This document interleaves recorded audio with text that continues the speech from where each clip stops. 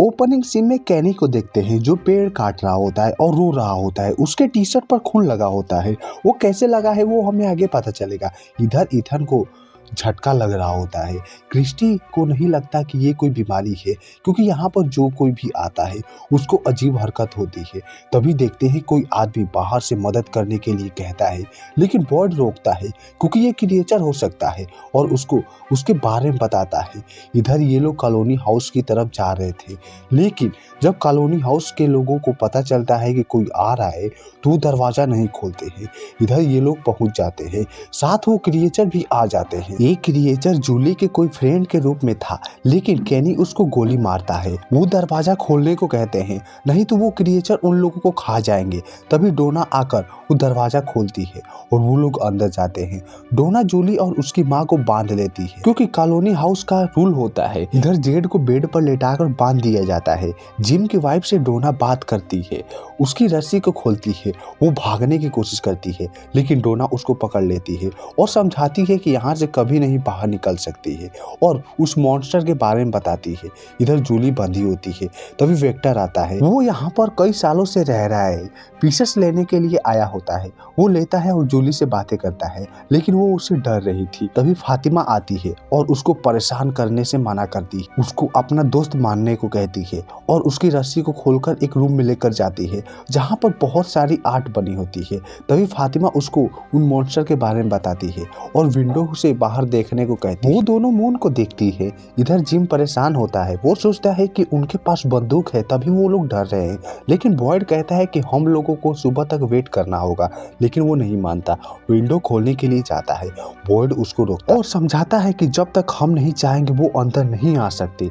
इधर कैनी उस बात से गुस्सा होता है, डोना उनको बांध कर क्यों रखी है, लेकिन एलिस उसको समझाता है कि डोना अपने रूल के लिए सख्त औरत है। इधर कैनी के डैड गेम खेल रहे होते हैं।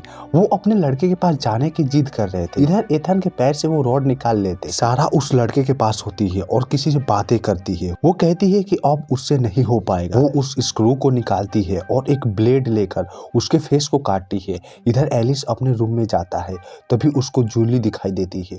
वो दोनों बातें करते हैं। इधर जूली के माँ को विश्वास ही नहीं हो रहा था कि वो लोग यहाँ से नहीं जा सकते। तभी डोना अपनी स्टोरी सुनाती है कि जब वो आई थी तो उसको वो पेड़ भी मिला था। जब वो लोग गांव में आए थे तो रात हो चुकी थी। डोना अपनी बहन के साथ आई हुई थी। वो शिकारी थे, मांस को लेकर जा रहे थे, लेकिन मांस खराब होने का डर था। उसकी गाड़ी के सामने एक आदमी आ जाता है।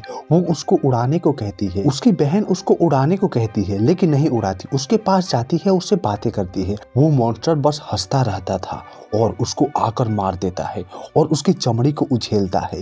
वो डरकर जंगल में झाड़ियों में जाकर छुप गई और वो बच गई। कैनी अपने रूम में जाता है फादर खतरी के साथ। इधर सारा नहा कर उठती है और अपने भाई को सब कुछ बता देती है कि वो क्या की है।